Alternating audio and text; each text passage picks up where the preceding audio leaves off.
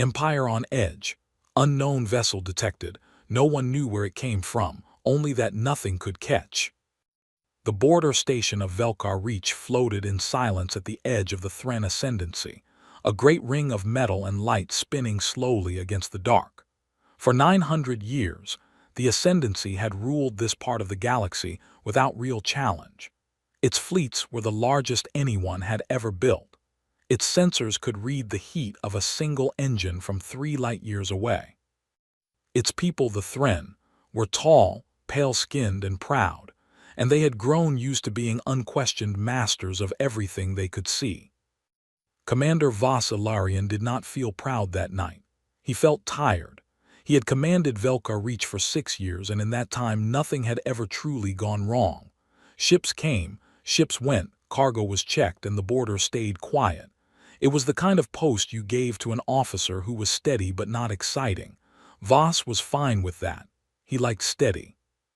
At the sensor deck, a young officer named Peia sat with her eyes fixed on her screen. She had been on duty for 4 hours and nothing interesting had happened. Then, at exactly 2:12 station time, something did. A single blip appeared on the long-range scanner. It was faint, barely more than a shadow of a reading, sitting at the very edge of detection range. Peia frowned and leaned closer. "Sir," she said, "I have a contact." Vas walked over, more out of habit than concern. "Trade ship, smuggler." "I don't know yet, it's far out, but sir, look at this." She pointed at the readout. "It's not on any registered flight path. It's not broadcasting an ID beacon. And it's moving."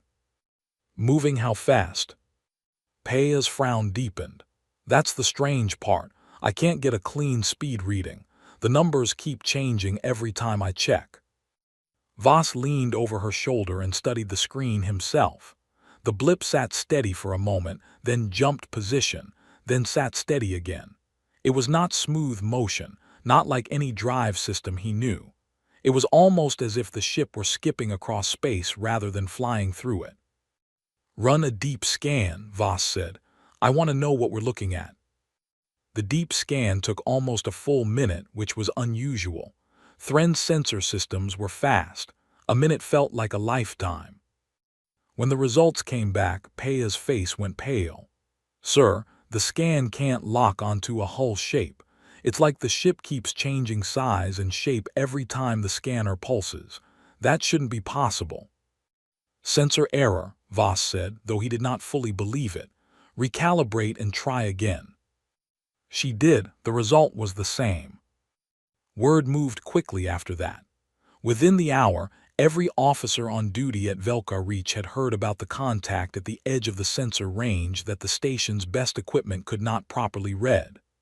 By morning station time, the report had been sent up the chain, first to Sector Command, then further to the offices of High Marshal Calith Droz himself in the capital system of Threnville. High Marshal Droz was not a man who enjoyed surprises. He was old by Thren standards, silver-eyed and sharp-tongued, and he had spent his whole life making sure the Ascendancy never had to be surprised by anything. He read the report twice before speaking. "An object at the border that our scanners cannot properly measure," he said slowly, as if tasting the words, "and it moves in a way our systems cannot track cleanly." "Yes, Marshal," said his aide, a nervous young officer named Tallies. "Velkar Reach lost the contact completely 6 hours after first detection. It simply vanished from all sensors." Vanished or moved beyond range. "The station commander believes it moved beyond range, but sir, the speed required to do that in the time given would be far beyond anything in our records. Beyond anything we believe is possible." Droz set the report down on his desk and looked out the window of his office, out at the busy traffic of ships moving between the towers of the capital. For 900 years, the Ascendancy had never once faced a true unknown. Every species they had met, every ship they had ever tracked, fit within numbers they understood. This did not fit. "Send a patrol wing to Velkar Reach," he said, quietly. "I do not want this becoming a story people tell in taverns. Find this ship. Identify it, and if it belongs to someone, find out who. Yes, Marshal. Far beyond the edge of the Ascendancy's charted space, in a region the Thren map simply labeled as unknown, a small ship moved through the dark. It was nothing like the great warships of the Ascendancy. It was barely larger than a shuttle, lean and narrow, its hull a dull gray that did not shine even in starlight. On the side, in faded letters that no Thren eye had yet read, were the words "The Restless." Inside, in a cockpit lit by soft blue light, sat a woman named Mara Calloway. She was not old, not young, somewhere in the years where a person has learned enough to be careful but not enough to be tired. Her hair was cut short and practical. Her eyes moved constantly between three screens, checking numbers, checking her ship systems, checking the emptiness around her for anything that might be a threat. "Talk to me, Ruth," she said quietly. The ship's onboard system, a calm and slightly dry voice, answered from a speaker near her ear. "Sensor sweep from the station complete. They caught us for about 6 seconds before I dropped the drive signature. Nothing to worry about." 6 seconds is 6 seconds too many. "Their equipment is very good, Captain. Better than most of what we've mapped so far. I recommend we log this system as high priority and move on before they send anyone to look closer." Mara nodded slowly. She had been doing this work for 3 years now, ever since the frontier fleet back home had asked for volunteers willing to fly alone, far past any support, into the territory of empires that did not know Earth existed. It was not glamorous work. There were no medals for it, no parades. It was quiet, careful, dangerous work, mapping the borders of powerful strangers so that humanity would never again be caught by surprise the way it once nearly had been, long ago, in the earliest days of first contact with another hostile species. The Restless was not built to fight. It could not fight. A single warship from almost any empire they had mapped could destroy it in a heartbeat if it ever got close enough to fire. What the Restless had instead was speed, and more than speed, a kind of movement that no other species had yet figured out. Human engineers, working in secret for a decade, had built a drive that did not simply push a ship faster through space. It folded the space just slightly around the ship, over and over in fast, small jumps that looked, to any outside sensor, like nothing they had ever recorded. It was not truly teleportation.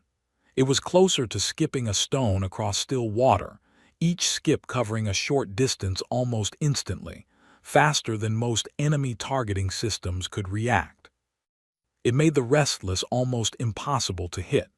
It also made the Restless almost impossible to properly scan, because its outer hull carried a layer of material that scattered and confused most sensor pulses, making its size and shape hard to pin down.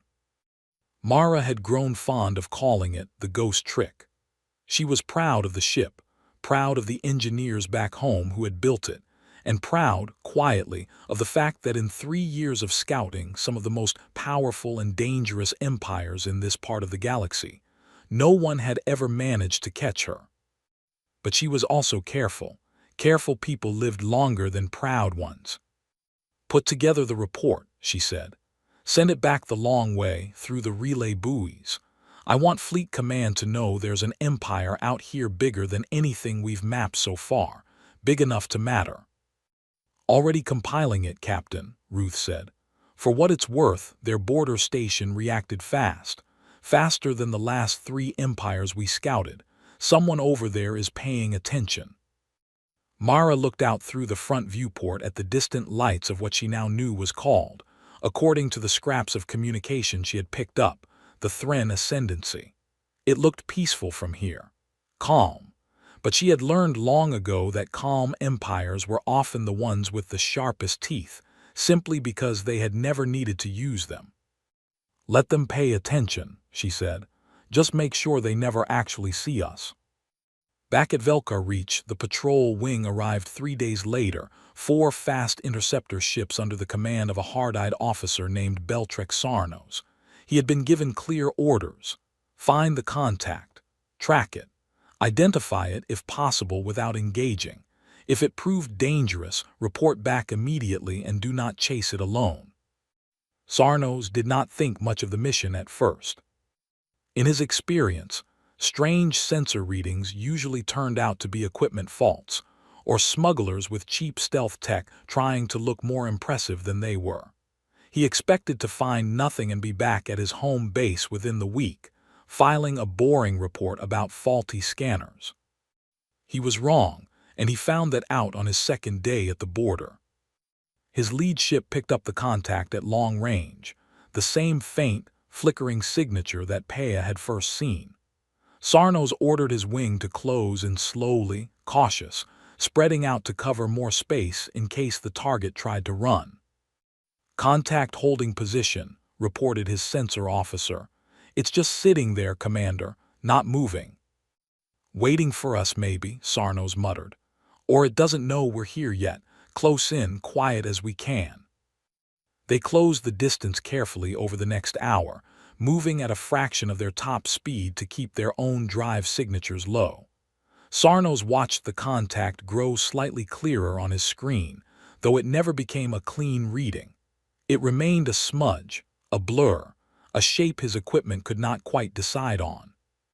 Then, at almost the exact moment his ships crossed into what should have been effective scanner range, the contact moved. It did not accelerate the way a normal ship would. There was no slow build of speed, no long burn of engines.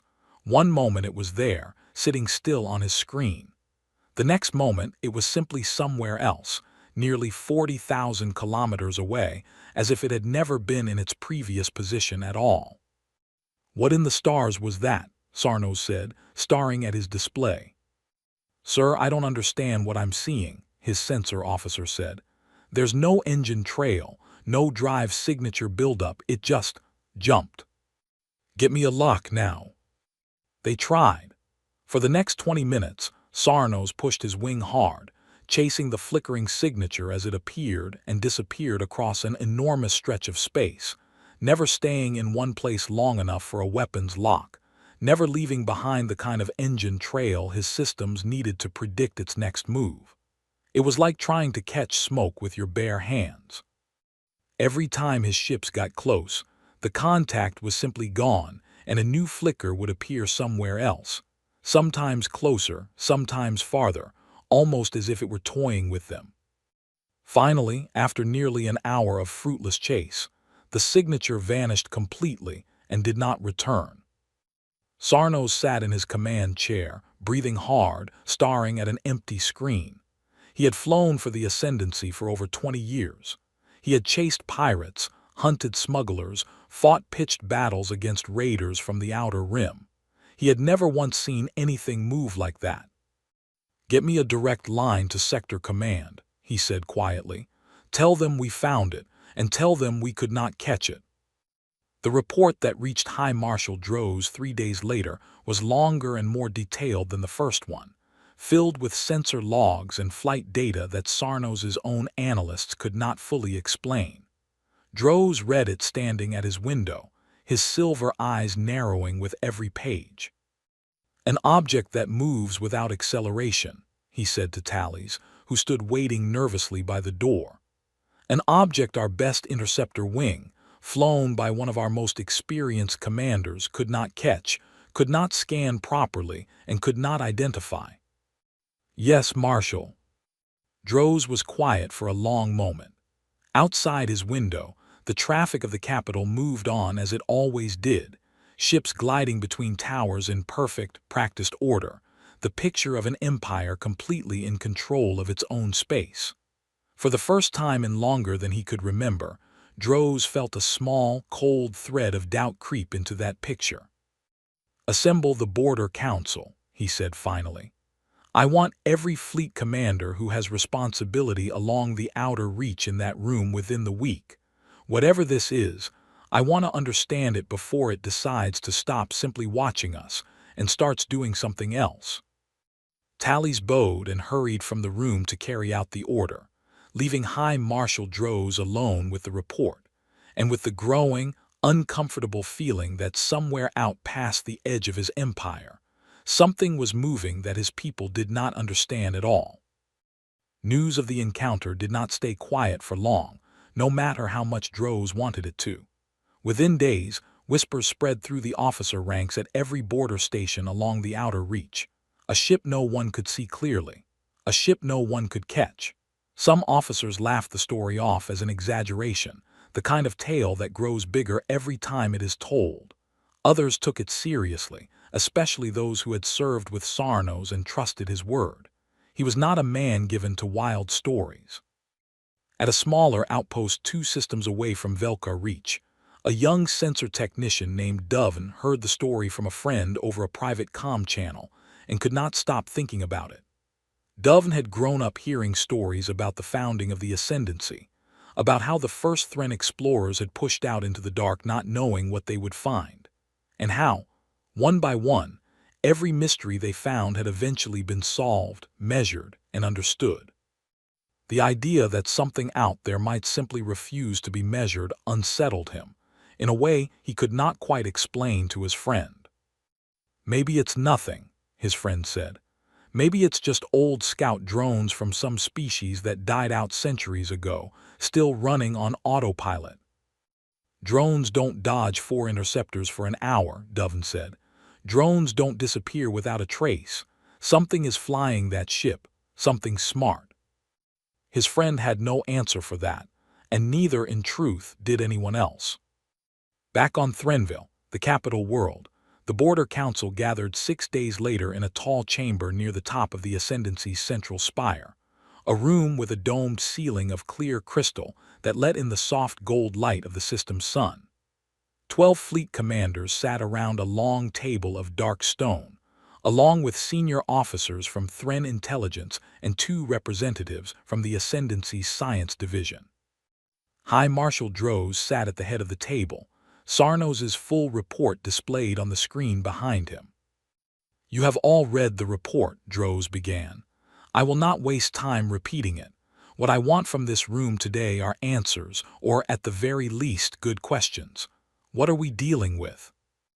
A heavy-set commander named Rithen Whale, who oversaw the fleets along the southern reach, spoke first.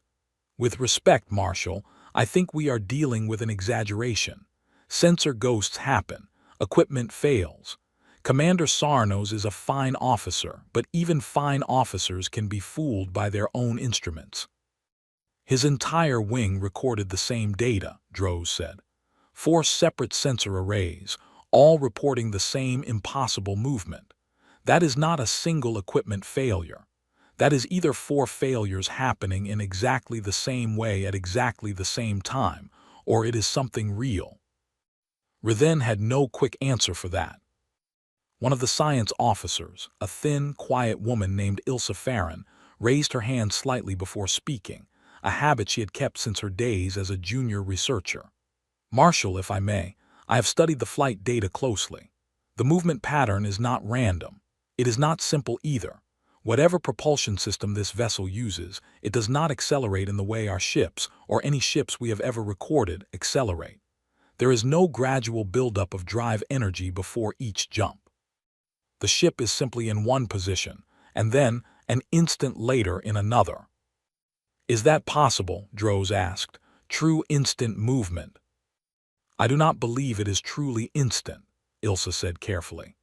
"I believe, based on the very small energy spikes we did manage to record just before each jump, that the vessel is doing something to the space immediately around itself, compressing it, or folding it, in some way we do not yet understand, and using that fold to cover distance far faster than any normal drive could manage. If I am right, this is not a trick of stealth technology. This is an entirely different way of moving through space, one we have never encountered before, not from any species in our records." The room went quiet at that. For an empire that had spent 9 centuries believing it understood the shape of what was possible, the idea that some unknown power had found a way to move that the Ascendancy's own best scientists could not explain was more unsettling than any weapon could have been. "And the hull," Droz said, "the scanner readings that could not settle on a shape." "That is a separate mystery," Ilsa admitted. Possibly a material coating designed specifically to scatter our sensor pulses. If so, it is extremely effective, more effective than anything currently used by any species we have ever catalogued. Commander Beltrek Sarnos, who had been called to the capital to give his account in person, spoke next, his voice low and steady. "Marshal, I want to be clear about something.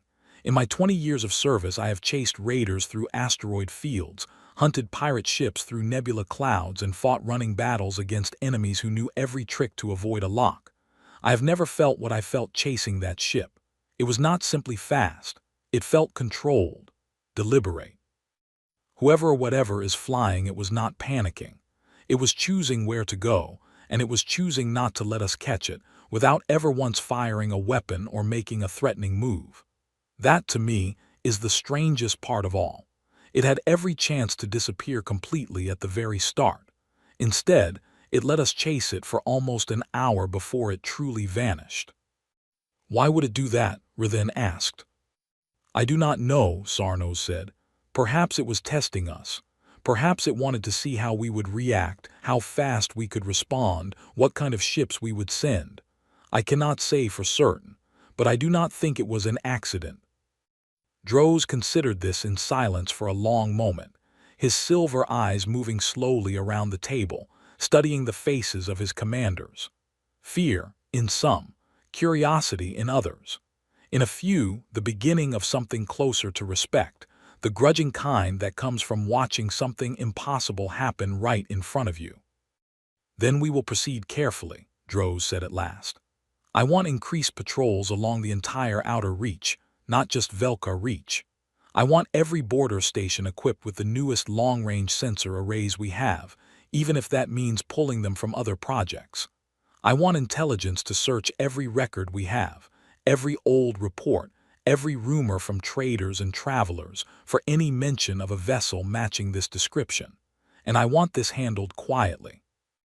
The last thing this empire needs is a wave of panic over a single ship that has, so far, done nothing but observe us from a distance."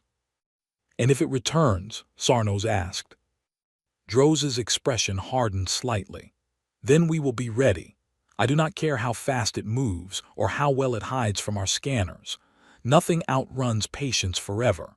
Sooner or later it will make a mistake, or it will need to come closer than it wants to. When that happens, I want every commander in this room ready to act together, not scattered and surprised the way Velka Reach was." The meeting ended not long after, the commanders filing out of the tall chamber with quiet, thoughtful faces, each of them carrying the same uneasy question back to their own fleets. What was out there, at the edge of everything they had ever known, moving faster than anything they could build, watching them with patience instead of fear? None of them yet knew the answer was a single small ship, crewed by one careful, tired, determined woman from a world they had never heard of, quietly sending her reports home across the vast dark, one border at a time. 3 weeks passed after the Border Council met, and along the outer reach of the Thren Ascendancy, life slowly returned to something like normal. New sensor arrays arrived at Velka Reach and a dozen other stations, installed by tired engineers working double shifts. Patrol schedules doubled. Reports were filed, reviewed, and filed again. But the sky stayed quiet, and quiet skies have a way of making people forget how frightened they had been. Commander Vas Ilarion did not forget. He had been the first to see the strange contact, and he found himself checking the sensor logs personally every morning, even on days when nothing at all appeared. His officers noticed, and a few of them quietly worried that their commander had grown too fixed on a single event. Vas did not care what they thought. He had a feeling, the kind a careful man learns to trust, that the story was not finished. He was right. It happened on a morning shift, 26 days after the first sighting. Peya was back at her post, and it was her voice again that broke the silence of the sensor deck. "Sir, contact, same signature as before." Voss was at her side in seconds. "Position." "Closer this time, much closer. It's inside what should be effective range for our new arrays." On the screen, the same flickering, uncertain shape sat quietly at the edge of the station's detection field, closer than it had ever come before. Voss watched it for a long moment, his jaw tight. "It's not running," he said slowly. "It's just sitting there like it wants us to see it." "Should I sound the alert, sir?" Voss thought about the standing orders from High Marshal Droz. Increased patrols, full readiness, report any contact immediately, and do not engage alone. "Sound it," he said, "and get me a channel to the patrol wing on standby." Far out past the edge of the station's clean detection range, aboard the Restless, Mara Calloway sat with her arms crossed, watching her own sensors with the calm patience of someone who had done this many times before. Ruth's voice came through the speaker, quieter than usual, almost thoughtful. "They've spotted us again, Captain. Their station just went to a higher alert status. I'm reading increased power output from several ships docked there." "Good," Mara said. "Let them look." "Can I ask why we're doing this? Last time we were very careful to stay unseen after the first pass. Now we're sitting here in plain view of their sensors." Mara leaned back in her seat, studying the slow, careful movements of the Thren ships on her own display as they began to organize themselves, forming up in defensive patterns around the station. "Because I want to know how fast they learn, Ruth. Every empire is different. Some panic. Some ignore what they can't explain and hope it goes away. This one built better sensors in 3 weeks and put them on every station along this whole stretch of border. That tells me something important. That they're capable. And that they're paying attention. Fleet Command back home needs more than just a map of their borders. They need to know what kind of people we're dealing with. Careful people who learn fast and don't panic easily are worth knowing about, especially if we ever have to actually talk to them." "You think that day is coming?" Mara was quiet for a moment, watching the distant lights of Velkar Reach glimmer against the dark. "I think it's coming for somebody someday. Might as well be us who finds out what these people are like first, from a safe distance, instead of some poor colony ship stumbling into their space with no warning at all."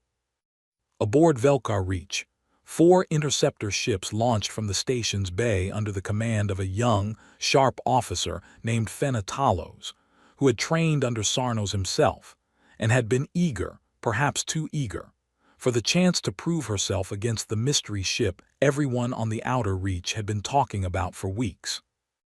"Approach in formation," Fenna ordered over the comm.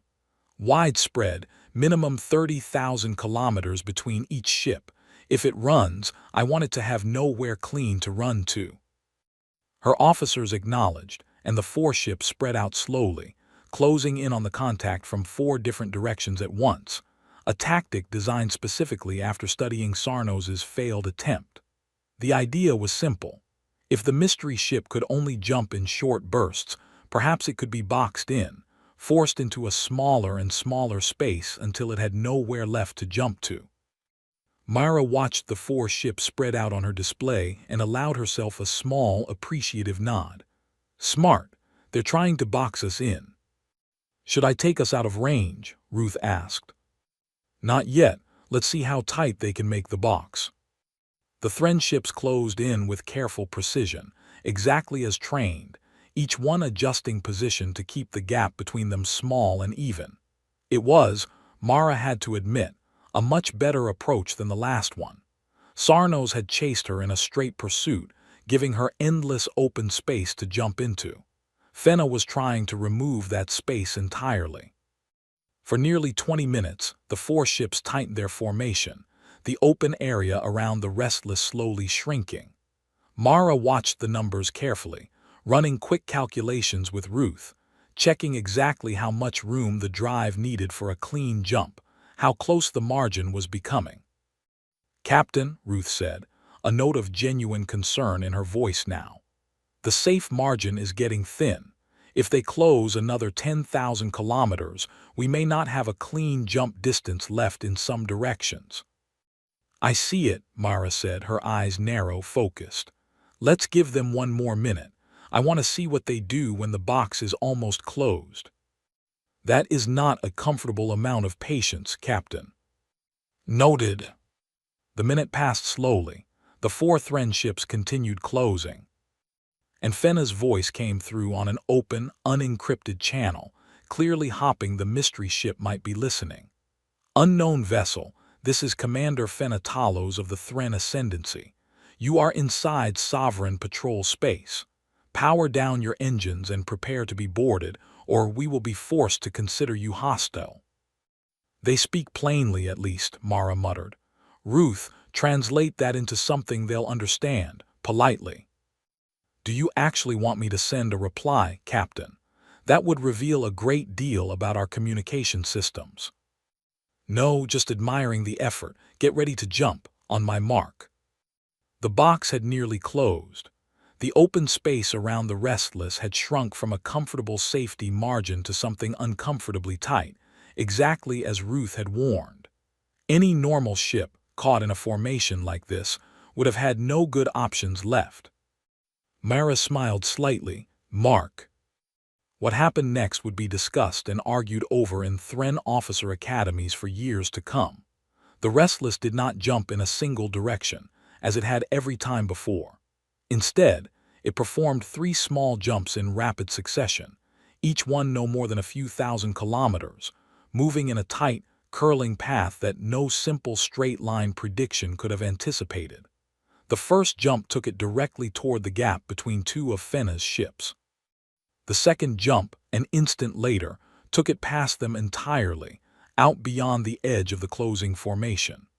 The third jump put it a full 50,000 kilometers away, safely outside effective sensor range once more. On Fenna's display, the contact blinked out of the center of her carefully closed formation and reappeared, for one brief second, well outside the trap entirely, before vanishing from her sensors completely. It's gone, her sensor officer said, voice tight with disbelief. Sir, it went straight through the gap between ships 2 and 3. It knew exactly where the thinnest point in our formation was. Fenna sat in silence for a moment, staring at her now empty display, feeling something she had never quite felt before in her career. Not fear exactly. Something closer to awe mixed uncomfortably with frustration. Return to station, she said finally. Full sensor logs to be reviewed the moment we dock. I want to know exactly how it read our formation gaps that precisely. Back aboard the Restless, Mara let out a slow breath and allowed herself to relax slightly in her seat. Nicely done, Ruth. I calculated the gap based on their relative closing speeds and adjusted for the small drift in Ship 3's formation position. They were not perfectly even, Captain. Ship 3 lagged behind the others by nearly 2 seconds throughout the maneuver. Human pilots would have caught that lag eventually too. Good instincts, whoever's flying that one. Mara studied the distant, shrinking shape of Velkar Reach on her rear display. They're learning fast, Ruth. Faster than I expected. Log everything about that formation. If Fleet Command ever needs to know how careful an enemy the Ascendancy could be, this is worth remembering. The report of the second failed intercept reached High Marshal Droz within a day, and this time, there was no attempt to keep the story quiet. Word had already spread too far. Officers across a dozen stations along the outer reach now spoke openly of the ship that could not be caught, some with fear, some with a strange, reluctant respect for whatever pilot could outthink an entire formation without ever firing a single shot. Droz read Fenna's report standing once more at his window. High Marshal Calith Droz, silver eyes fixed not on the traffic below, but on some distant point past the towers, past the sky itself. It read the formation gap before we had even finished closing it, he said quietly to Tallies, who stood, as always, by the door. It found the exact weak point in a trap our best young officer designed with real skill, and it moved through that weak point with 3 separate jumps in the time it takes most ships to make one.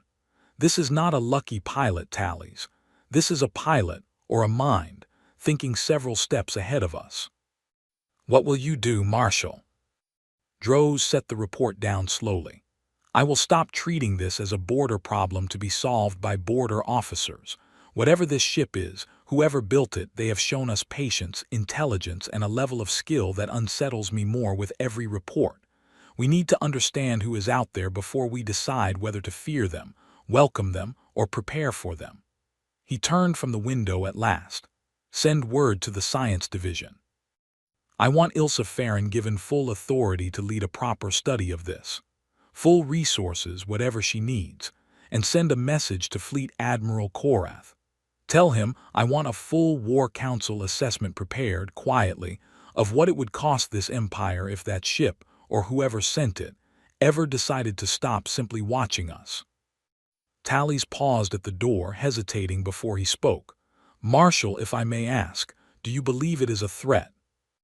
Droz considered the question carefully before answering, his gaze drifting once more toward the window, toward the edge of everything the Ascendancy had ever known. I believe, Tallies, that for 900 years, this empire has never once had to ask itself that question honestly, because we have never met anyone we could not eventually understand, catch, or overpower. That ship has now shown us twice that it can slip through our best efforts as easily as water through open fingers. Whether that makes it a threat or not, I cannot yet say, but I will not make the mistake of assuming it is harmless simply because it has not yet chosen to hurt us. Patience, Tallies, is the most dangerous weapon there is, and whoever is flying that ship has more of it than we do. Ilsa Farron received her new orders 2 days later, and she read them 3 times before she fully believed what they said. Full authority, full resources, a direct line to High Marshal Droz's office if she needed it. In all her years as a science officer, quiet and careful and often overlooked in a military-focused empire that valued fleet commanders far more than researchers, she had never been given anything close to this kind of trust.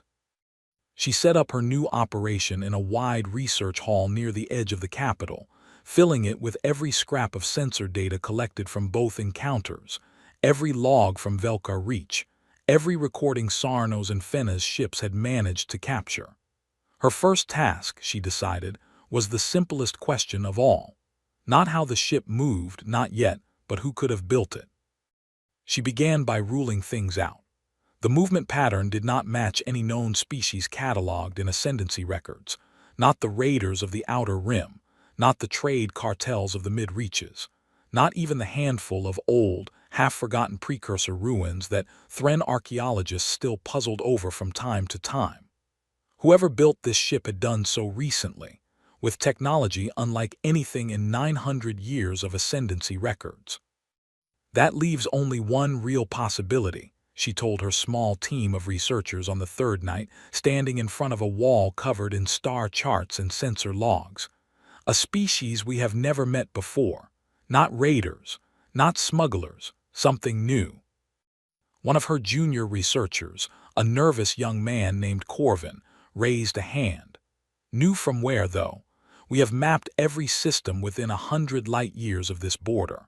There is no home world out there capable of building something like this. Then perhaps their home world is not within 100 light-years, Ilsa said. Perhaps it is much farther than that, and this ship, small as it is, was simply sent very far from home to look at us. The thought settled uncomfortably over the room. An empire capable of sending a single small ship so far past its own borders that no trace of its origin could be found nearby was not a small empire. It was, potentially, a very large one, confident enough in its scouts to let them wander for who knew how long, gathering information, without ever needing to check in close to home. If that is true, Corvin said slowly, then whoever they are, they have likely already scouted dozens of other empires before us, maybe hundreds. Maybe, Ilsa agreed, which raises an uncomfortable question. If they have been quietly watching that many powers for that long, and none of us has ever caught more than a flicker of one of their ships, what does that tell us about how careful and how patient they must be? No one in the room had a good answer for that. Meanwhile, Fleet Admiral Korath, a broad-shouldered old soldier who had spent his career commanding the Ascendancy's largest battle groups, arrived at High Marshal Droz's office the following morning to deliver his own assessment, and he did not waste time with pleasantries. "Marshal, I have run the numbers you asked for. If that ship, or whatever fleet stands behind it, ever decided to strike at us instead of simply watching, I cannot promise you we would see it coming. Our entire defense doctrine assumes we will detect an approaching force before it arrives close enough to do damage. This ship has proven, twice now, that it can sit inside our own patrol space before we notice it, and can escape a closing trap set by trained officers using a maneuver none of my tacticians have ever devised. If they have warships that move even remotely like that scout, our entire outer fleet could be rendered useless before a single battle begins." Droz listened without interrupting, his hands folded behind his back as he stared out the window, a habit that had become almost constant since the first report arrived weeks earlier. "Your recommendation, Admiral." "Two things," Korath said. "First, we accelerate research into counter-detection methods, whatever Ilsa Farron's team can offer us, however long it takes. Second, and I say this reluctantly, Marshal, I recommend we attempt communication rather than capture. If this species is even a fraction as advanced as their scout ship suggests, trying to force a fight we may not win is a foolish path. Better to know who they are before we decide whether they are friend or foe." Droz turned from the window at last, studying the old admiral's weathered face. "You surprise me, Korath. I did not expect the commander of our largest fleet to recommend restraint." "I recommend restraint precisely because I command our largest fleet, Marshal," Korath said evenly. "I have seen what happens to armies that charge confidently into a fight they do not understand. I would rather my ships never have to find out the hard way what that scout's parent fleet is truly capable of." Droz considered this for a long moment, then nodded slowly. "Very well. We will pursue both paths. Continue reinforcing the border, but hold all offensive posture. If the ship, or its makers, ever choose to make contact, I want every station along that reach ready to respond with caution, not aggression. We will not be the ones who turn a quiet mystery into a war neither side wanted."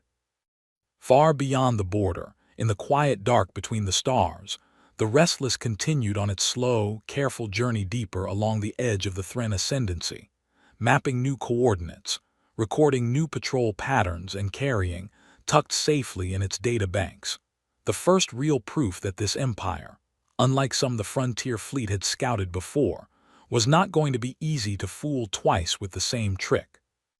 Mara Calloway leaned back in her pilot's seat, watching the stars slide slowly past the viewport, and allowed herself, just for a moment, to wonder what kind of person commanded a fleet clever enough to almost catch her.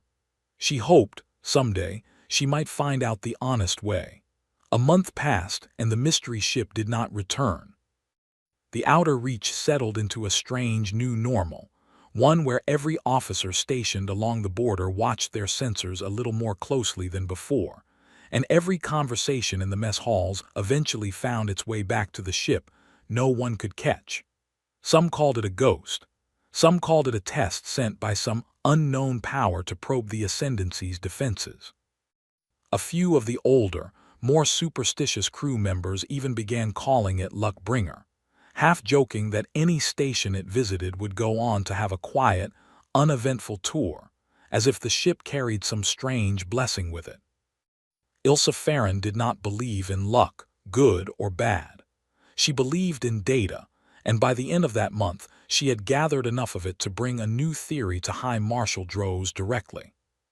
"The scattering coating on the hull," she explained, standing before Droz and a small gathering of senior officers in the same crystal dome chamber where the Border Council had first met. "We have been assuming it was designed purely to confuse our scanners. I no longer believe that is its only purpose." "Go on," Droz said. "I believe the coating also helps regulate heat. Every drive system generates waste heat, no matter how advanced. Most ships vent that heat in predictable ways, which is part of how we normally track them even when their engines are otherwise quiet. This vessel's coating appears to absorb and slowly release heat in an irregular pattern, which would explain why even our improved sensors struggle to build a clean thermal profile. It is not simply hiding its shape. It is hiding its very presence, almost entirely. Which means, asked Fleet Admiral Korath, seated near the head of the table. Which means, Ilsa said, that whoever built this ship did not design it as a weapon. A true warship needs to project power, needs to be seen and feared to be useful in most doctrines. This ship was built to never be seen at all. Every choice in its design, as far as I can tell, serves one purpose: to watch and to never be caught watching. Droz absorbed this in silence, turning the thought over carefully. A scout, then, not a soldier. That is my belief, Marshal. And if I am right, it changes what kind of threat or opportunity we are truly facing.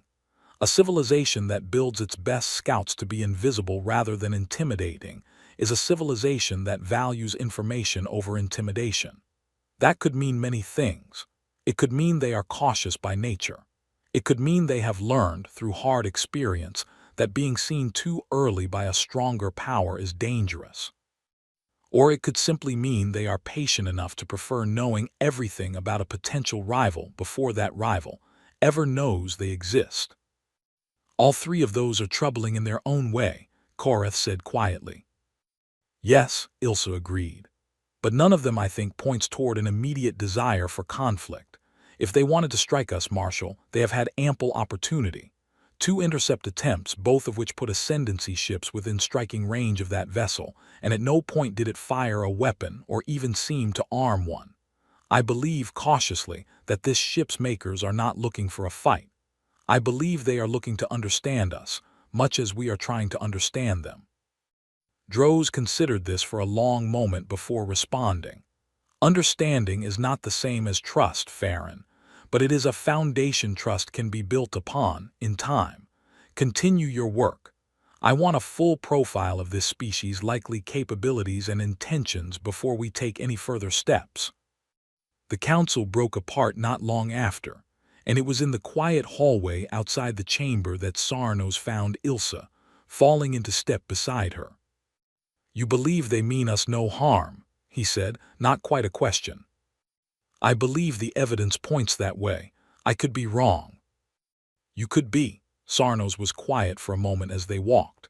I chased that ship for nearly an hour, Farron. I have relived that hour more times than I would like to admit. There was a moment near the end when I thought I nearly had it. A narrow gap, a chance for a weapons lock. And in that moment the ship simply moved somewhere else as easily as stepping around a puddle. It did not feel desperate. It did not feel like something running for its life. It felt. He searched for the right word. Amused. As if whoever was flying it had already known, long before I did, that it was never truly in danger. Ilsa considered this. Does that frighten you? It should, Sarnos admitted. But strangely, it does not entirely. There was something almost respectful about it. It never fired on us. It never even came close to damaging our ships, even when it easily could have during that final maneuver near Fenna's formation. If it wanted to hurt us, Farron, I do not think we would have been able to stop it. The fact that it chose not to tells me something about the character of whoever is flying it, even if I cannot yet say what that character truly is. Far beyond the border, aboard the Restless, Mara Calloway sat reviewing weeks of accumulated data with Ruth, preparing the next stage of her long, careful survey of the Ascendancy's edge. She had drifted deeper along the border since her last encounter, mapping 3 additional systems, recording patrol patterns, listening quietly to unencrypted Thren communications whenever she could catch them, slowly building a picture of an empire that was, in its own way, impressively organized. They've stopped broadcasting most of their patrol schedules in the clear, Ruth noted one evening, as Mara ate a simple meal in the ship's small galley. Someone over there realized we might have been listening in. Smart of them. Told you they learn fast, Mara chewed thoughtfully. How's the fuel situation? We have enough for another 6 weeks of careful operation, before we would need to consider heading back toward the relay buoy for resupply. I would recommend beginning that return trip within the next 10 days, given the distances involved. Mara nodded slowly, already turning the numbers over in her head, the same careful calculations she made every few weeks out here, alone, farther from home than almost anyone else in the entire frontier fleet. It was not always an easy life. There were long stretches of silence, weeks at a time with no one to talk to but Ruth's calm, steady voice, and there was always the quiet knowledge that if something went truly wrong out here, if the restless were ever actually caught, there would be no rescue coming. No one back home would even know for months, maybe years. But there was also this, the particular thrill of being the very first human eyes, human mind, ever to see a place, to learn something true about a civilization that had existed for centuries without a single person from Earth ever knowing it was there. Mara had grown to love that feeling more than she had ever expected to when she first volunteered for this work. "One more system before we turn back," she said finally. "There's a shipyard reading on the old scans, deep in what looks like a secondary system just past the main border line. I want to look at it before we go. If the Ascendancy is building anything new in response to us, I want Fleet Command to know about it." "That is closer to their core territory than we have gone before, Captain," Ruth said, a note of caution creeping into her voice. "Their patrol density increases significantly the closer we get to their shipyards. I would remind you that our margin for error narrows considerably in denser patrol zones." "Noted," Mara said. "We'll be careful, we're always careful." 3 days later, the Restless slipped quietly toward the system Mara had marked. A mid-sized star with 4 planets, the third of which held a sprawling shipyard complex in high orbit, lit up with the working lights of hundreds of construction vessels and drifting hull sections in various stages of completion. Mara studied the readings with growing interest, cataloging ship types, counting numbers, noting the unusually high concentration of what looked like fast, small interceptor-class vessels under construction. "They're building more ships like the ones that chased us," she murmured. "A lot more." 53 interceptor hulls currently under construction, by my count, Ruth confirmed. "That is a significant increase over typical shipyard activity, based on historical patterns we recorded before your first encounter here." "They're preparing," Mara said, "not for us specifically maybe, but for something like us, faster response times, more coverage." She allowed herself a small, tired smile. "Good. That means our reports are actually making them think, not just panic." She spent nearly 4 hours quietly recording data on the shipyard, drifting at the very edge of what she judged to be safe distance, careful never to let the Restless drift into the denser patrol lanes closer to the planet itself. It was slow, patient work, exactly the kind Fleet Command had trained her for, and exactly the kind that made this job matter, far more than any single dramatic escape ever could. It was on her way back out of the system, drifting quietly through a gap between 2 patrol routes she had carefully mapped over the previous hours, that everything went wrong. "Captain," Ruth said suddenly, her calm voice sharpening into something close to alarm. "New contact, close range, bearing directly toward our position. It was not on any of the patrol routes we mapped. I believe it has been running silent." Mara's eyes snapped to her display, and her stomach tightened as she saw the new contact, far closer than any threat had ever come before, closing fast, clearly already aware of exactly where she was. "Where did it come from?" "Unknown, Captain. It was not broadcasting any drive signature we could detect until 30 seconds ago.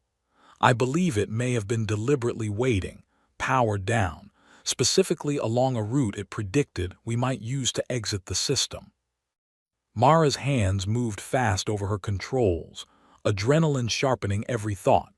Someone, somewhere in the Ascendancy, had studied her previous escapes closely enough to guess not just where she might come from, but where she might try to leave from, and had set a trap not with a formation of chasing ships, but with patience, silence, and a single well-placed ambush. "They're learning faster than I thought," she said, half to herself, half to Ruth, already calculating her options. "Ruth, give me a clean jump line, now." "Working on it, Captain. I must inform you that our current position offers a narrower safe margin than I would prefer." The ambush ship placed itself with unusual precision. For the first time in 3 years of quiet, careful scouting, Mara Calloway felt something she had almost forgotten how to feel out here, alone at the edge of an empire that had, until this exact moment, always seemed at least one step behind her. Genuine, cold uncertainty about whether the Restless was about to get caught. The ambush ship closed fast, its drive now burning bright and clear on Mara's sensors, no longer bothering to hide now that it had revealed itself. It was larger than the interceptors that had chased her before, a heavier hull with what looked like a wider spread of weapon mounts along its sides. Whoever commanded it had clearly been given better ships and clearer orders since the last encounter. "Talk to me, Ruth. Options." "Our safest jump line takes us back deeper into the system, toward the shipyard, which I do not recommend given the patrol density there. Our second option takes us along a path that passes within 8,000 kilometers of the ambush ship's current position before clearing to open space. That is closer than I would like, but the geometry still favors us if we move immediately." "Second option, do it." The Restless folded space around itself in a short, sharp jump, closing the gap with the ambush ship for one heart-stopping instant before clearing past it entirely, exactly as Ruth had calculated. For a moment, Mara thought they were clear. Then the ambush ship fired. It was not a wild shot. Whoever was aiming had clearly anticipated the jump line, or had been quick enough to react to it, and a single energy bolt lanced out through the dark, close enough that Mara felt the ship shudder from the near miss, alarms flaring briefly across her console before falling silent again. "Damage report," she snapped. "Minor, a glancing hit against our aft shielding. Nothing critical. But Captain, that shot came very close. Closer than any hostile fire we have taken in 3 years of operation." Mara's jaw tightened as she pushed the Restless into a second jump, putting real distance between herself and the ambush ship at last, watching the enemy contact shrink steadily on her rear display. "They predicted our exit line almost exactly. That's not luck, Ruth.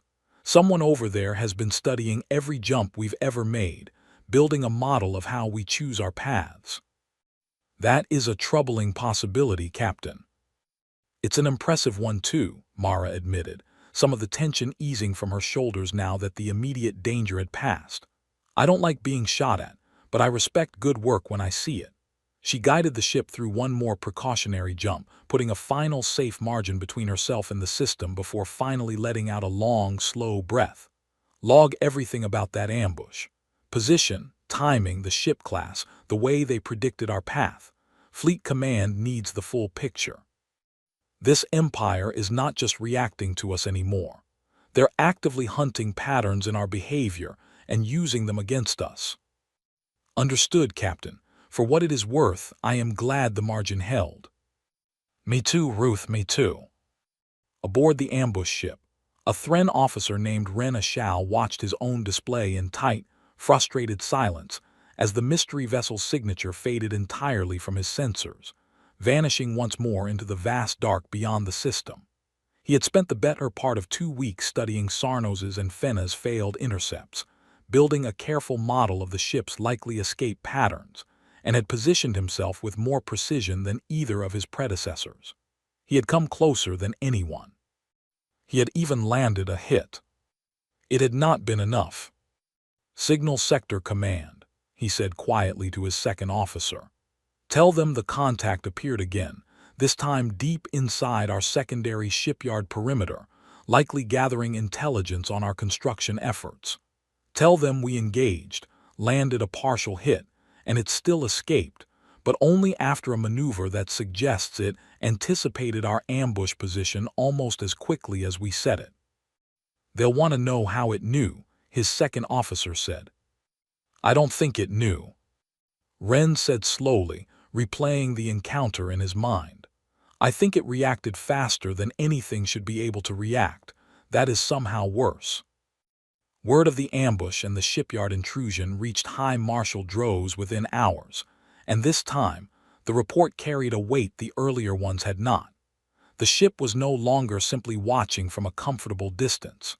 It had ventured deep enough into Ascendancy territory to observe an active military shipyard, close enough that its presence there could only be deliberate, targeted intelligence gathering. They are not merely curious, Droz said to Korath and Ilsa Farron. The three of them gathered once more in his office as evening fell over the capital.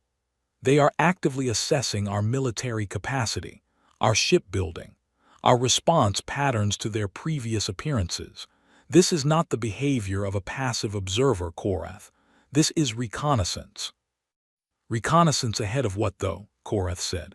An invasion or a decision about whether to ever approach us at all.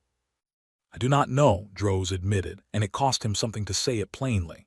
In 900 years, the Ascendancy had rarely faced a question it could not eventually answer through strength or patience. This one resisted both. But I will not wait passively to find out.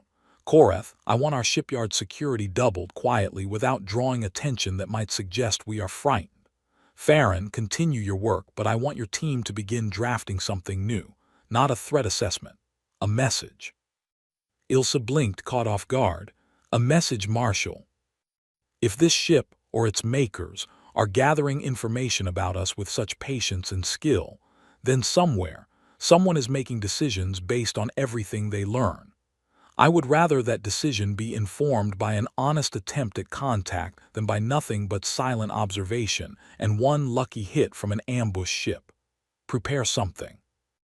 A broadcast on a wide range of frequencies, simple and clear, stating that the Ascendancy is aware of their presence and is open to communication should they ever wish to reveal themselves honestly. Korath frowned. Marshal, with respect, that risks revealing more weakness than strength.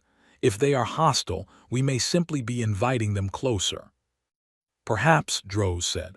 But if they are not hostile, and I am beginning to believe, cautiously, that they may not be, then continuing this pattern of chase and ambush serves no one.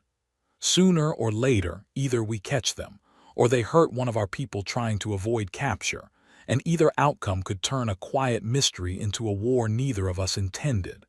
I would rather take the risk of speaking first. The order went out within 2 days. A simple, carefully worded message broadcast on dozens of frequencies across the entire outer reach, repeating steadily into the dark toward wherever the mystery ship might be listening. It said, in plain terms, that the Thren Ascendancy had noticed their visitor, respected the skill shown in every encounter so far, and wished, if the visitor's makers were willing, to speak honestly rather than continue a chase that benefited no one.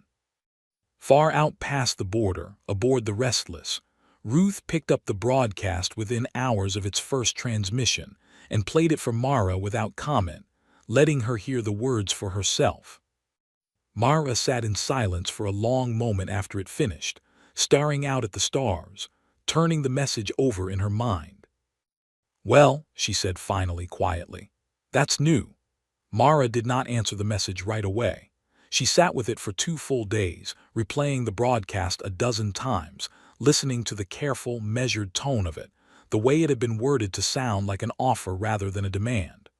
Ruth had translated the core meaning within minutes of first hearing it, but Mara kept coming back to certain phrases, turning them over in her mind like stones. They respect the skill shown in every encounter, she said aloud, more to herself than to Ruth, on the second evening. That's a strange thing for an empire to say to something they can't even properly see.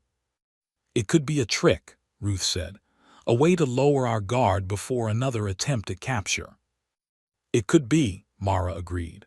Or it could be exactly what it sounds like. An empire smart enough to know that chasing us forever isn't working, and decent enough to try something else instead. She rubbed her eyes, tired in the particular way that came from thinking too hard about a decision with no easy answer. Fleet Command needs to know about this either way. That's not my call to make alone. She spent the better part of a full day composing a careful report, laying out everything that had happened since the ambush, including the full text of the Thren broadcast, and sent it back the long way, through the relay buoys, toward Frontier Fleet Command on Earth. It would take weeks for the message to arrive, and weeks more for any reply to reach her out here. In the meantime, she had a decision of her own to make about what to do next. We could simply continue the survey and ignore the message entirely, Ruth offered. That is the safest option, statistically. It is, Mara said, but it's not the only option, and I don't think it's the right one. She looked out at the stars for a long moment, thinking of every quiet, careful report she had sent home over 3 years, every empire mapped from a comfortable, invisible distance, never once making real contact with anyone. We've spent 3 years being ghosts, Ruth, watching everyone, letting no one watch us back. That's kept us safe. But it's also kept us alone out here, and I'm starting to think that's not sustainable forever, not for us, and not for Fleet Command's long-term plans either. Sooner or later, humanity is going to have to actually meet someone. Might as well be an empire that's shown this much restraint and this much patience. You are considering responding, Ruth said. It was not quite a question. I'm considering it, Mara admitted. Not yet. Let's finish mapping this section of the border first, the way we planned. Give Fleet Command time to weigh in before I do anything that can't be undone. But I want you to start drafting a response, just in case. Something careful. Something that doesn't give away more than we're ready to share, but doesn't slam the door shut either. Back within the Ascendancy, the broadcast played on a steady loop for over 3 weeks with no response. And slowly, the mood in High Marshal Droz's office shifted from cautious hope to something closer to resigned patience. Fleet Admiral Korath, never entirely convinced the message had been wise in the first place, grew increasingly restless. Marshal, 3 weeks of silence. Perhaps this was never going to work. Perhaps whatever is out there does not wish to be found, regardless of how politely we ask. Or perhaps, Ilsa Farron said quietly from her seat near the window, 3 weeks is nothing at all to a species patient enough to build a ship specifically designed to never be caught for years, possibly decades, without revealing itself even once. We are asking them to abandon a strategy that has clearly served them well for a very long time. I would not expect a quick answer.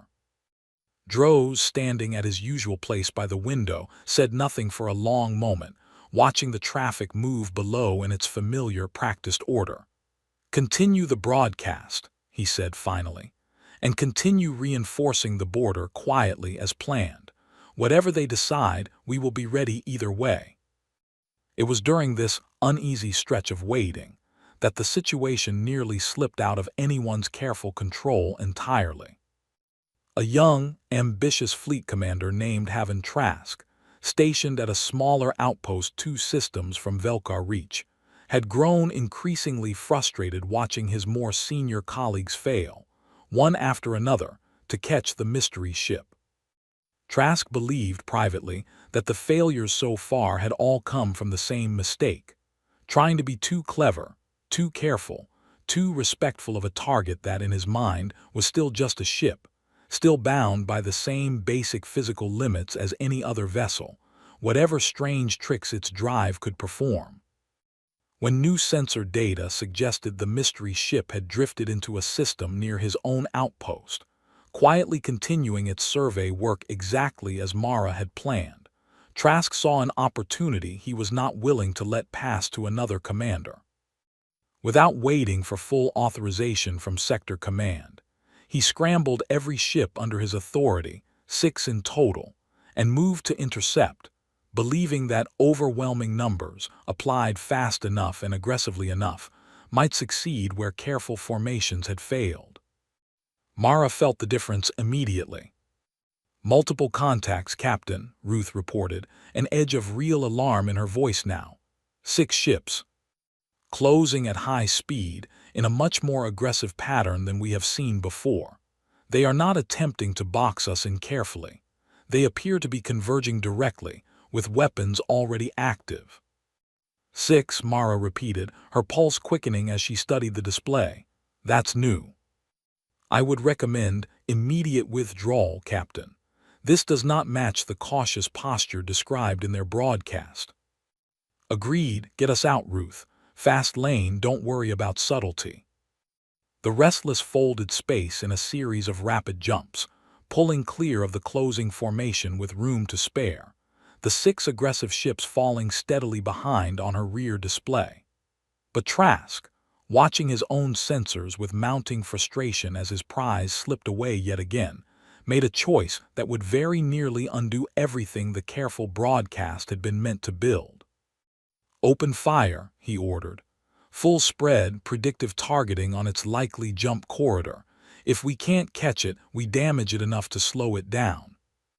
It was, by any measure, a reckless order, well outside the restrained posture High Marshal Droz had commanded across the entire border. But orders given in the heat of a chase do not always wait for calm reflection, and 6 Thren ships opened fire at once, filling the space ahead of the Restless's predicted path with a wide spread of energy fire. Captain, Ruth's voice sharpened into something close to true urgency. Weapons fire directly along our projected jump corridor. I did not anticipate this response. Mara's hands moved on pure instinct, honed by 3 years of careful, dangerous work at the edge of powerful strangers. She threw the ship into a jump not along the predicted corridor, but sideways, an unplanned, imperfect burn that cost precious fuel and strained the drive system harder than she liked, cutting directly across the spread of incoming fire rather than through it. For one terrible half-second, as the ship shuddered through the jump, Mara genuinely believed they were about to be hit. They were not. The jump carried them clear, just barely, close enough that Ruth later confirmed a single stray shot had passed within less than 200 meters of their hull, close enough that the ship's proximity alarms had triggered for the first time in the entire mission. Report, Mara said, breathing hard, once the immediate danger had passed and the 6 aggressive ships had fallen well behind, unable to match the improvised maneuver. No damage, Captain, but that was... Ruth paused, an unusual hesitation in her voice. That was very close, closer than any margin I would consider acceptable going forward. Mara sat in silence for a long moment, adrenaline slowly fading, replaced by a colder, more focused kind of anger. They broadcast a message about wanting to talk, Ruth, about respect and patience, and then someone out here decides to open fire the second they think they might lose their prize. It is possible this action was not sanctioned by the same leadership that authorized the broadcast, Ruth offered carefully. Large organizations do not always act with a single, unified will, even under clear command structures. Maybe, Mara said, but Fleet Command needs to know both things happened, the broadcast and this. I'm not walking into an open meeting with people who might shoot first depending on which officer happens to be having a bad day. High Marshal Droz learned of Trask's unauthorized attack within hours, and his response was immediate and severe. Trask was relieved of his command before the day was over, his 6 ships recalled and reassigned. A formal reprimand entered into his permanent record along with a note, in Droz's own hand, stating plainly that reckless aggression against an unidentified and clearly capable power was not courage, but a dangerous failure of judgment that could have cost the entire ascendancy dearly. I gave clear orders, Droz said to Korath, his voice tight with barely controlled anger, standing once more at his window as evening fell over the capital. Restraint, caution, no offensive posture without direct authorization, and in a single afternoon, one impatient officer may have undone every careful step we have taken these past weeks. Marshal, this could be the moment they decide we cannot be trusted, Korath said grimly. If they were ever inclined to answer that broadcast honestly, this may have ended that possibility entirely. Droz said nothing for a long moment, his silver eyes fixed on the darkening sky beyond the capital's towers, and for the first time since the whole strange affair had begun, he felt something close to true fear, not of the mystery ship itself, but of what his own empire's impatience might have cost them. "Draft a second broadcast," he said finally, quietly. "An apology, Korath, a clear, honest acknowledgement that the attack was unauthorized, and a formal statement that the officer responsible has already been removed from command. I will not pretend this did not happen. I would rather they know the truth, including our mistakes, than assume the worst and vanish forever." The second broadcast went out within a day, carrying a very different tone than the first, an open admission of fault rare enough in ascendancy diplomatic history that several of Droz's own advisors privately worried it made the empire look weak. Droz did not care. He had begun to believe, in the quiet hours since Trask's reckless attack, that whatever was out there watching them deserved more honesty than pride, and that the cost of losing this fragile, uncertain chance at real contact would be far higher than the cost of admitting a mistake. Aboard the Restless, Mara received the second broadcast 3 days after the first, and read through Ruth's translation of it slowly, twice, before setting it aside and staring out at the stars for a long, thoughtful while. "They didn't have to admit that," she said finally. "They could have said nothing. Let it fade into the noise of everything else that's happened out here." "They chose transparency instead," Ruth agreed. "That is, statistically, an unusual choice for a species we have observed valuing strength and order as highly as the ascendancy appears to." Mara thought of High Marshal Droz, a man she had never seen, never spoken to, knew only through fragments of broadcasts, and the careful, patient way his empire had responded to every impossible thing her ship had shown them. She thought of the careful formations, the improved sensors, the honest apology sent out into the dark on the slim chance that whoever was listening might actually hear it and believe it. "Ruth," she said quietly, "pull up that response you've been drafting. I think it's time we finished it." They worked on it together over the following 2 days, Mara speaking her thoughts aloud while Ruth shaped them into something clear and careful, stripped of anything that might reveal too much too soon, but honest in the ways that mattered most. It was not an easy thing to write. Every sentence had to be weighed twice, once for what it said, and once for what it might accidentally reveal about Earth, about the frontier fleet, about the long, careful strategy of quiet observation that had kept humanity safe for years, while it slowly learned the shape of the wider galaxy around it. "We cannot give them a location," Mara said, packing the narrow length of the cockpit as she thought it through. "Not yet, maybe not for a long time, but we can tell them we exist. We can tell them we heard both broadcasts, the offer and the apology, and that the apology mattered." "That is a reasonable balance," Ruth said. "Though I would remind you, Captain, that any response at all will confirm to them that their message was received and understood by an intelligence capable of parsing their language, which is itself a meaningful piece of information." "I know, I've thought about that." Mara stopped packing and looked out at the stars, the same quiet dark she had spent 3 years learning to trust more than almost anything else in her life. "But information has to start flowing somewhere, Ruth, or we're never anything more than ghosts to everyone we meet. That's not a life, not for us, and not for whoever comes after us out here." While Mara and Ruth worked on their careful reply, back within the ascendancy, a different kind of reckoning was taking place. Haven Trask, stripped of his command and reassigned to a minor administrative post on a quiet inner world, sat alone in his new, smaller office and read the formal reprimand a dozen times, each reading sharpening his bitterness a little further. He did not believe he had done anything truly wrong.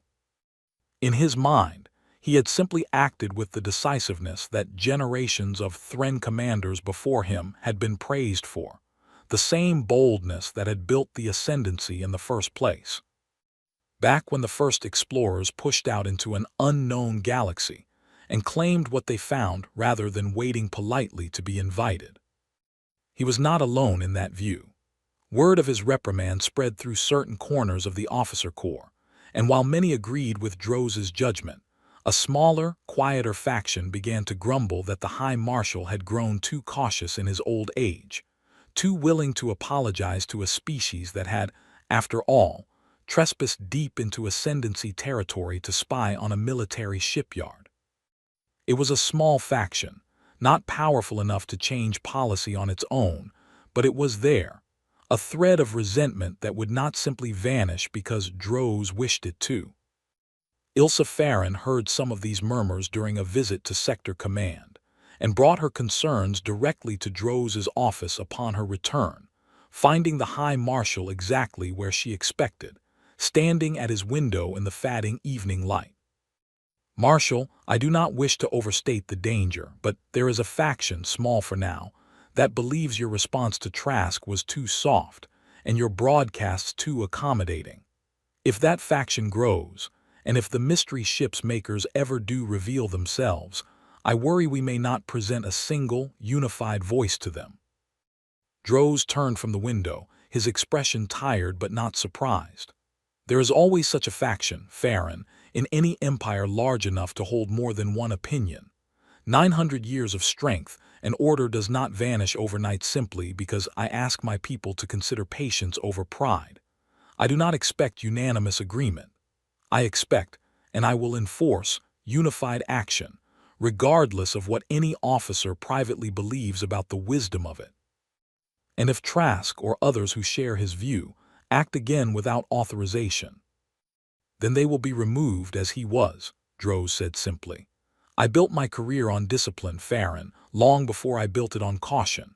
I do not intend to abandon either now when it matters most. He looked back out at the darkening sky. We are being watched by something patient, careful, and so far restrained, despite every provocation we have accidentally offered it. I will not let a handful of impatient officers convince that patience it was wasted on us. 9 days after the second broadcast, a faint, careful signal reached Velkar Reach, weaker than any transmission the station's sensors had ever properly resolved, buried in a wide spread of frequencies that took the station's communication officers nearly 2 hours to fully untangle and translate. When the message was finally pieced together, Station Commander Vas Ilarian read it standing at the same sensor deck where this entire strange affair had first begun, months earlier, and felt a chill run down his spine that had nothing to do with the station's climate systems. The message was short. It confirmed that the broadcast had been received and understood. It acknowledged, briefly and without elaboration, that the apology regarding the unauthorized attack was noted and appreciated, and it closed with a single line that Vas read 3 times before he fully trusted his translation of it. "We are willing to speak further," it said, "when both sides are ready to do so honestly." Vas forwarded the message to Sector Command within minutes, and from there, it reached High Marshal Droz's desk before the night was through. He read it standing, as always, at his window, and for the first time in months, allowed himself something close to real relief. "They answered," he said quietly to Tallies, who had rushed in the moment the message arrived. "After everything, Tallies, they answered." "What happens now, Marshal?" Droz set the message down carefully, as if it were something fragile, something that could still be lost through carelessness. "Now," he said, "we prove to them that we meant every word of that apology, and we find out at last who has been watching us from the edge of everything we thought we understood." The weeks that followed the exchange of messages were, in their own quiet way, the tensest of the entire strange affair. Both sides now knew, without doubt, that the other was listening, understood, and was willing to continue talking. But willingness to talk was not the same as trust, and both High Marshal Droz and Mara Calloway understood, each in their own careful way, that the next steps would decide everything. Mara's reply, once finally sent, had been simple and direct, exactly as she and Ruth had shaped it. It confirmed that her makers were a species from far beyond the Ascendancy's charted space, that her mission had been one of observation rather than conquest, and that she, personally, had been the one to witness both the honesty of the Ascendancy's apology and the discipline shown in removing the officer responsible for the unauthorized attack. It proposed, cautiously, a single meeting at a location and under conditions to be negotiated carefully by both sides, far from any shipyard or sensitive military installation, where a proper conversation might finally begin. Droz received the proposal with a mixture of triumph and deep unease. Triumph, because it confirmed everything Ilsa Farron's research had suggested, that this was indeed a new and previously unknown species, one that had shown remarkable restraint despite every reasonable justification for hostility. Unease, because a meeting meant risk, meant exposing Ascendancy officials to an unknown power whose true capabilities remained, even now, only partially understood. "We do not know what they truly are," Korath said, during the tense council meeting called to discuss the proposal. "We do not know their numbers, their true strength, their home world, or their ultimate intentions. A meeting exposes us to all of that uncertainty at once." "It also exposes them to us," Ilsa pointed out. "They have agreed to meet in a location we choose, under conditions we help set. That is not the behavior of a power seeking to exploit a weakness, Admiral. That is the behavior of a power hopping as much as we are, that this can be resolved without conflict." Droz listened to the debate carry on for the better part of an hour before finally raising a hand for silence. "We will proceed," he said. "Carefully, with every reasonable precaution, but we will proceed. I did not send 2 broadcasts, admit our own mistakes, and wait these long weeks simply to abandon the effort now out of fear of the unknown. Korath, I want a full security plan for the meeting site. Minimal ships, no offensive posture, but full readiness in case this proves to be a deception after all. Farron, I want you present as well. If this truly is first contact with an entirely new species, I will not have it happen without our best scientific mind in the room." The location, once negotiated across several more careful, patient exchanges, was a quiet, empty system near the very edge of the Ascendancy's border, one with no shipyards, no significant population, nothing of strategic value to either side. Neutral ground as close to it as either side could arrange on short notice. Mara felt the weight of the coming meeting more than she expected to in the days leading up to it. She had spent 3 years alone out here, trained for observation, for careful distance, for the particular skill of never truly being seen. The idea of stepping, however briefly, into the light, of letting an entire alien empire finally see the restless clearly, unhidden, felt strange in a way she had not fully prepared herself for. "Nervous, Captain?" Ruth asked, on the final evening before the scheduled meeting, as Mara ran a last set of diagnostics on the ship systems, more out of habit than real need. "A little," Mara admitted. 3 years of not being caught, and now I'm flying straight toward them on purpose." She managed a small, tired laugh. "Feels backwards." "For what it is worth, Captain, I have reviewed every recorded interaction we have had with the Ascendancy across these past months. Their conduct, on the whole, has been more careful and more honest than any of the 17 other powers we have observed during this survey mission. If any of them were going to be the first true contact, I believe this is not the worst possible choice." "High praise coming from you." "I am simply stating the data plainly, Captain." Mara smiled slightly, some of the tension easing from her shoulders. "Thank you, Ruth, for everything these past 3 years, I mean that." "You are welcome, Captain, though I would point out we are not finished yet." "No," Mara agreed, looking out at the quiet stars one last time before the meeting. "No, we're not." The meeting itself took place the following day, in the quiet emptiness of the negotiated system, under conditions both sides had agreed to with unusual care. A single Thren vessel, unarmed beyond basic defensive systems. Carrying High Marshal Droz himself alongside Ilsa Farron and a small honor guard, drifted at the agreed meeting point, sensors active but weapons deliberately powered down, exactly as promised. The Restless arrived exactly on schedule, and for the first time in the entire strange affair, made no attempt to hide, no scattering of its sensor signature, no careful concealment of its shape.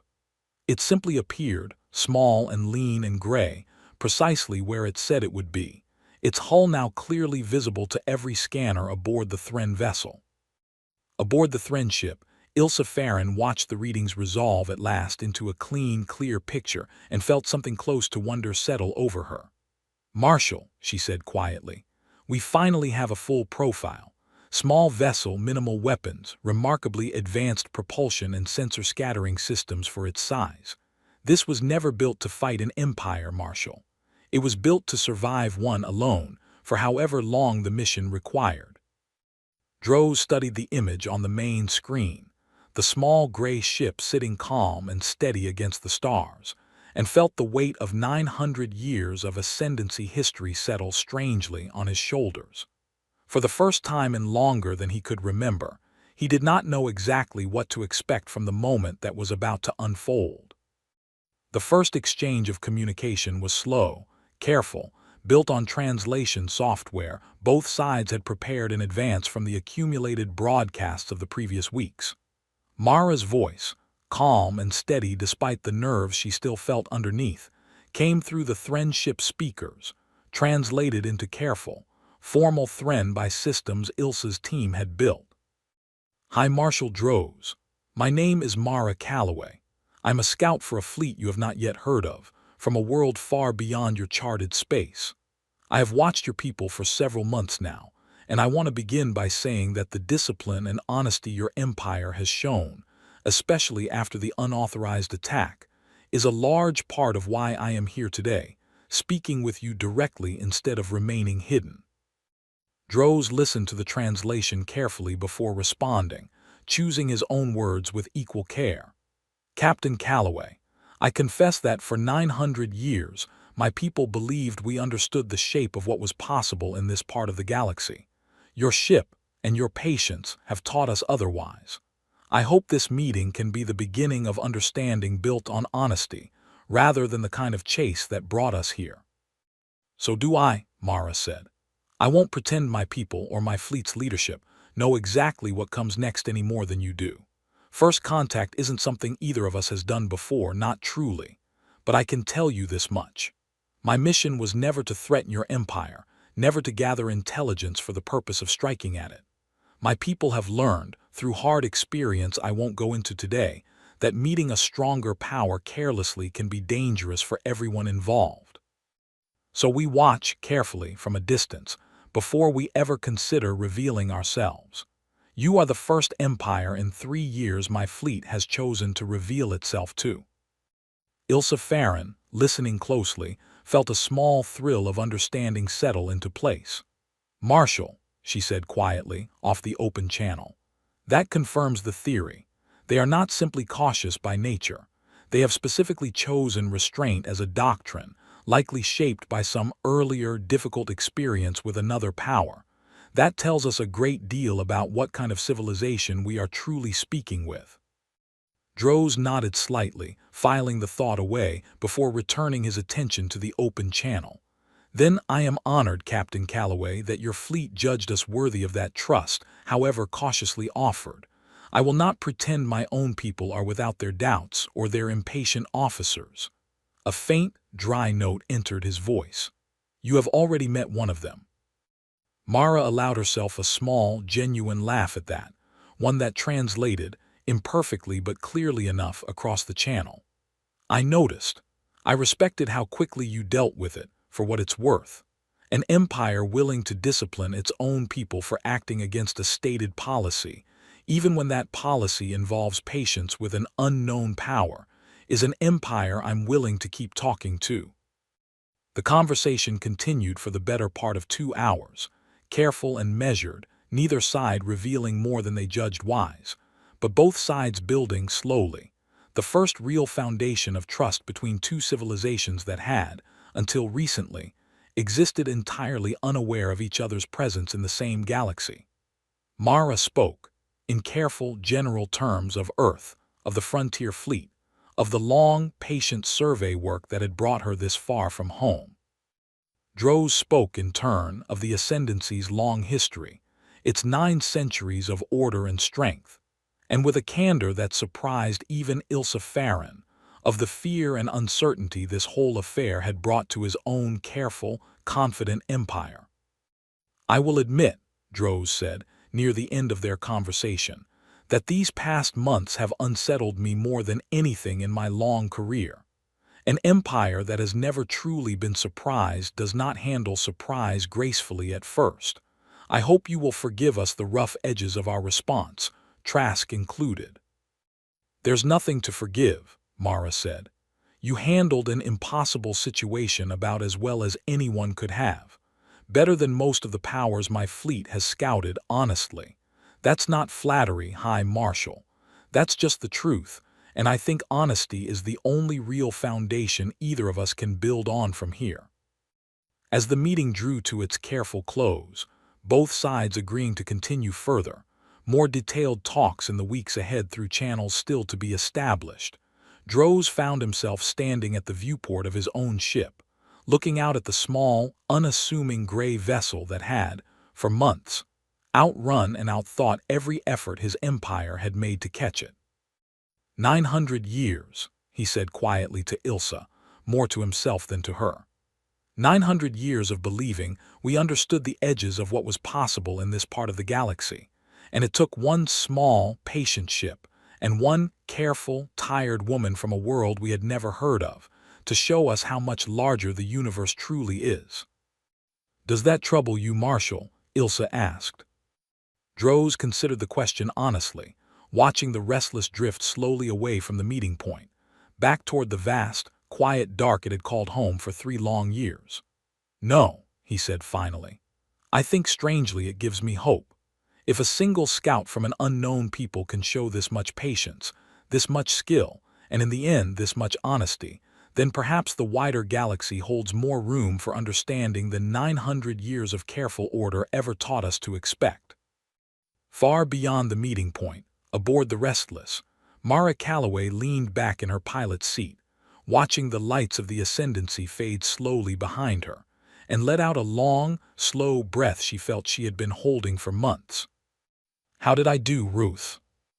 "By every measure I can calculate, Captain, that went as well as first contact reasonably could. Fleet Command will want a full report, of course, as soon as we can reach a relay buoy." "Of course they will," Mara smiled, a real, tired, satisfied smile, the kind that came from 3 years of careful, lonely work finally paying off in a way she had barely dared to hope for. "Set a course back toward the buoy, Ruth. Let's go tell them we made a friend." "Setting course now, Captain." A brief pause, and then, in a tone almost warm enough to be called proud, Ruth added, "For what it is worth, Captain, in 3 years of watching you work, I believe this was your finest hour." Mara looked out at the stars one last time. At the Empire she had spent months evading, testing, and finally, carefully, trusting and felt, for the first time in a very long while, that the vast, lonely dark between the stars held a little more room for hope than she had ever quite allowed herself to believe. Weeks later, the full report finally reached Frontier Fleet Command back on Earth, carried through the long chain of relay buoys that stretched, quiet and patient, across the vast distance between home and the edge of known space.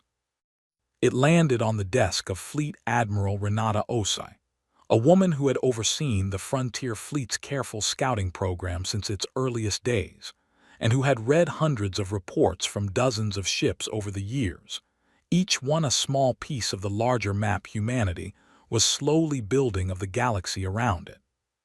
She read Mara's report twice, start to finish, lingering over the details of the ambush, the reckless attack, and the careful, honest apology that had followed it.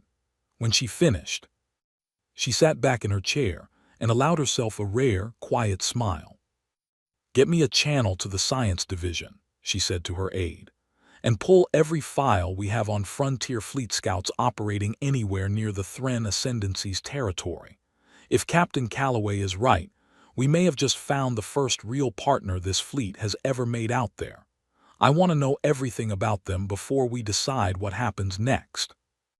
Her aide nodded and hurried off, and Osai turned to look out her own window, not at alien stars, but at the familiar blue sky of Earth, thinking of a small gray ship somewhere impossibly far away, still quietly, patiently doing the work it had been built for. Back at the edge of the Ascendancy, life along the outer reach slowly began to change in small, steady ways over the following months. Patrol schedules adjusted once more, this time not to hunt an unknown threat, but to prepare for the slow, careful work of building a real relationship with a species the Ascendancy was only beginning to understand. Commander Vas Ilarion, who had first spotted that faint, flickering signature so many months ago, found himself assigned to a new post entirely, helping coordinate the earliest stages of what officials in the capital were now carefully calling the Callaway Accord, named, at Droze's own quiet insistence, after the woman whose patience and skill had made the entire fragile peace possible. Sarnos, promoted not long after for his role in the earliest encounters, took a particular quiet pride in telling the story to younger officers whenever the occasion allowed, always ending it the same way.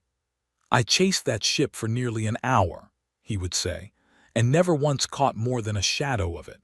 I have never been more grateful in my whole career to have failed at something so completely." High Marshal Droz himself, in the quiet hours he still spent standing at his office window, found that the view of the capital's traffic looked different to him now than it had before that first strange report arrived. Not smaller, exactly. Simply part of something larger than he had once believed possible, a galaxy with more room in it for patient, careful strangers than 900 years of confident history had ever prepared him to expect. And far out past the border, in the quiet, endless dark that had been her home for 3 long years, Mara Calloway guided the restless steadily onward, toward new borders, new mysteries, and new chances, however far off, for the kind of careful, honest first contact that had begun, against every reasonable expectation, with a single unknown vessel that nothing in an entire empire could catch.